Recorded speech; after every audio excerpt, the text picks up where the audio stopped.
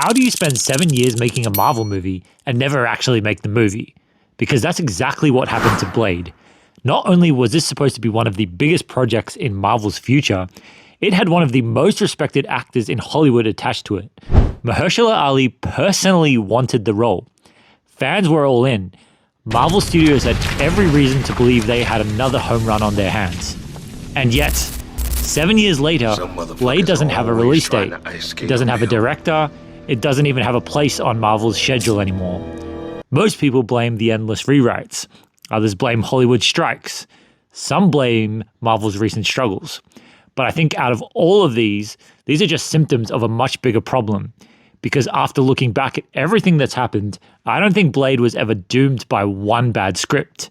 I think Marvel announced a movie before they had figured out why it should exist in the first place. And once you see the timeline, it's hard to come to any other conclusion. Before we get into the chaos, we have to go back to the moment everyone thought this was going to be one of Marvel's easiest wins, because that's where the first mistake was made. In 2019, Marvel Studios walked into Hall H after the release of Avengers Endgame. The MCU had never been bigger. Every announcement felt like another guaranteed success. The audience trusted Kevin Feige completely. Then, just as everyone thought the presentation was over, Feige walked back onto the stage one more time. Out walked Mahershala Ali. He wasn't wearing a costume. He didn't need a trailer. He simply put on a black cap with one word across the front: Blade. The room exploded. It remains one of the loudest reactions Marvel has ever received at Comic-Con. And it wasn't just because people were excited that Blade was coming back. It was because of who was going to be portraying him. Mahershala Ali wasn't another rising Hollywood actor looking for a blockbuster franchise. He was already a 2-time Academy Award winner. Reports later confirmed that Ali himself had approached Marvel because he wanted to play Blade. Think about that. Marvel wasn't convincing an Oscar winner to join the MCU. An Oscar winner was convincing Marvel to let him play Blade. You couldn't ask for a stronger starting point, which makes everything that happened afterwards almost impossible to believe. Because behind all the excitement, Marvel didn't actually have the movie figured out. And that's the part almost nobody talks about. Most fans assume that if Marvel was announcing Blade, they must already know exactly what the movie was. Writer, director, story, tone, the roadmap had to be finished, right? But apparently not, because once the excitement settled down, it became clear that Blade was still incredibly early in development. The announcement came long before Marvel had answered the biggest creative question of them all. What exactly is Blade supposed to be inside the MCU? Now, that might sound like a simple question. It wasn't. Blade isn't Spider-Man. He isn't Captain America. And he's not even Moon Knight. He's a vampire hunter who spends his life in a world filled with blood, monsters, and horror. The original Wesley Snipes films embraced that identity. They were violent, dark, and stylized, helped pioneer the comic book movie industry that we now enjoy today. Now, Marvel Studios had to take that character and somehow make him fit into an interconnected universe that had largely been built on PG-13 action-adventure films. Now, do you make Blade R-rated? If you do, does he still naturally fit alongside characters like Spider-Man? Do you make him PG-13 instead? And if you do, are you taking away the very thing that made Blade popular in the first place? And if Blade is supposed to open the supernatural side of the MCU, how supernatural do you go before audiences feel like they're watching a completely different franchise? Every answer created another problem, which is why I don't think Marvel spent years rewriting Blade because they couldn't find a good script.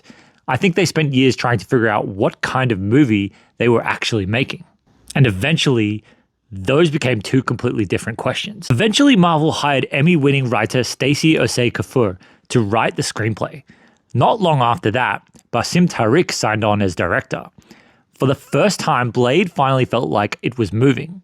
Early reports suggested the movie wasn't going to try to copy the old Blade films.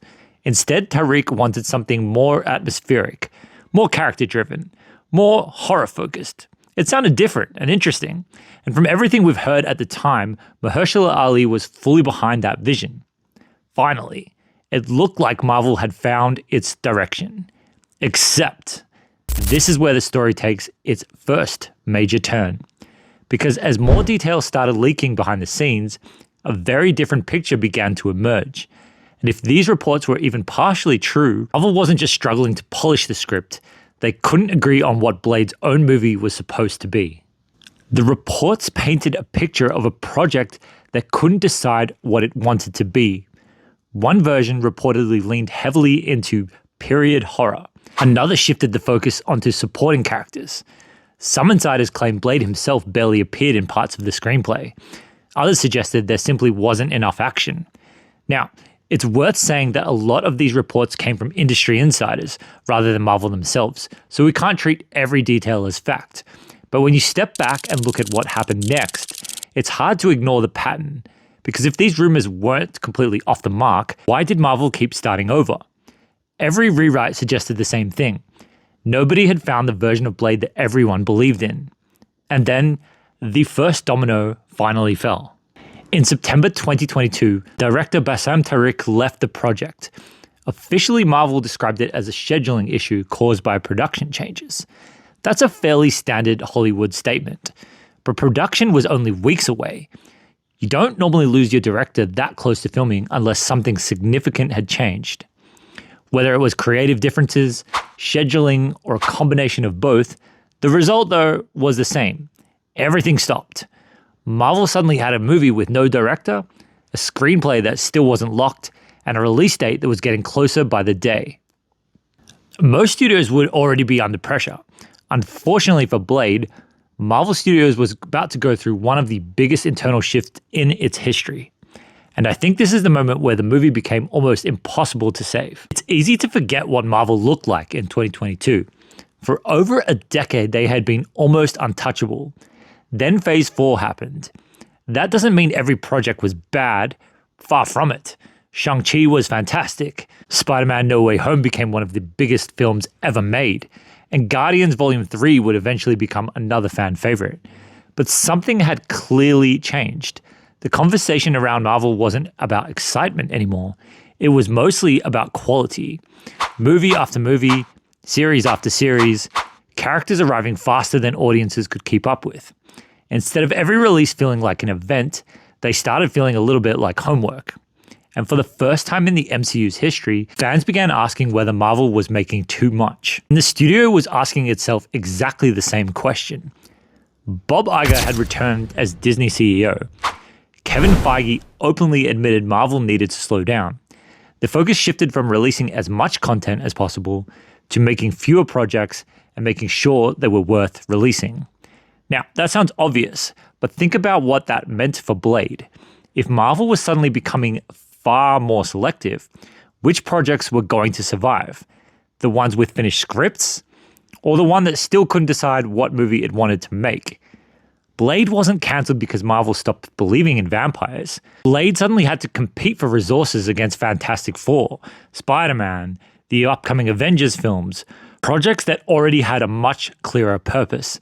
And once Marvel started prioritizing quality over quantity, Blade found itself at the bottom of the queue. But, unbelievably, things were about to get even worse. Marvel hired Yan Demang as the new director. Another writer came in, then another, then another.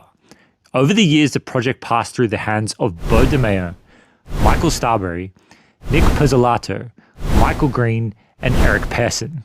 On paper, that sounds encouraging. Keep bringing in talented people until someone cracks it. Filmmaking rarely works that way.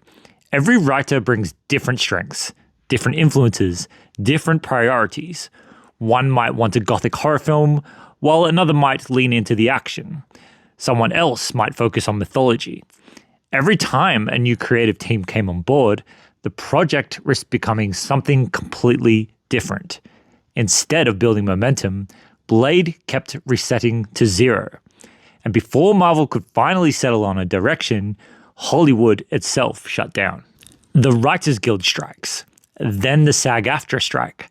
For months, major productions across Hollywood came to a standstill. Blade was delayed yet again. Of course, the strikes weren't Blade's fault. Every studio was affected. But for a movie that was already years behind schedule, it couldn't have happened at a worse time. Because while filming wasn't happening, Marvel kept thinking, kept reviewing, kept questioning whether this was the right version of Blade. Every delay raised more questions. Every delay raised more expectations.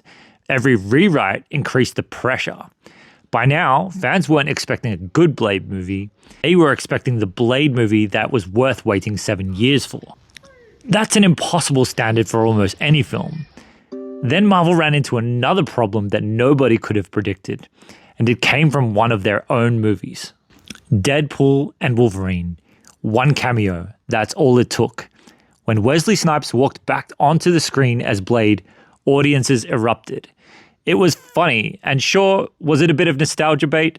Yeah, but it reminded everyone why the original Blade worked in the first place. Wesley Snipes owned that role. Suddenly Marvel wasn't asking audiences to accept a new Blade. They were asking them to replace a version many people still loved. That is a much harder sell. The bar wasn't just high anymore, it had been raised all over again. And while fans were celebrating Wesley Snipes, Marvel's Blade quietly disappeared. The release date vanished. There was no replacement, no production announcement, and no major casting updates. The project simply faded into the background while Marvel pushed ahead with Fantastic Four and all their other upcoming projects. And then came the moment many fans had been dreading. Mahershala Ali finally acknowledged what everyone else had been already starting to suspect. If Blade was going to happen, it would have happened by now. For years, he had stayed patient, professional, supportive, but eventually, even he moved on. And that's where it had become clear. This wasn't another delay, this was the end of an era that had never really begun. So, looking back, I don't think Blade was destroyed by the rewrites. I don't think it was destroyed by the strikes. And I don't think it was one director that killed the movie either. They were all consequences. The real mistake happened in 2019. Marvel announced Blade before they had answered the most important question of all. Why does Blade need to exist in this version of the MCU? Everything after that became an attempt to answer a question that probably could have been settled before Mahershala Ali ever walked onto the Comic-Con stage. Once Marvel lost confidence in that vision, every rewrite became another search for an identity. Every delay increased expectations, and every new creative team inherited an even bigger challenge than the last. Ironically, Blade wasn't supposed to represent Marvel's biggest weakness. It was supposed to introduce an entirely new supernatural corner of the MCU. Instead, it became the clearest example of what happens when a studio announces a destination before it's mapped the journey. But that's just how I see it. So now, I want to hear from you guys. Do you think Blade was doomed from the beginning? Or do you think somewhere along the way there really was a version of that movie that could have worked? Let me know down in the comments. For now, like, subscribe, and until next time, this is LFGs, and I'm out. W's in the shot.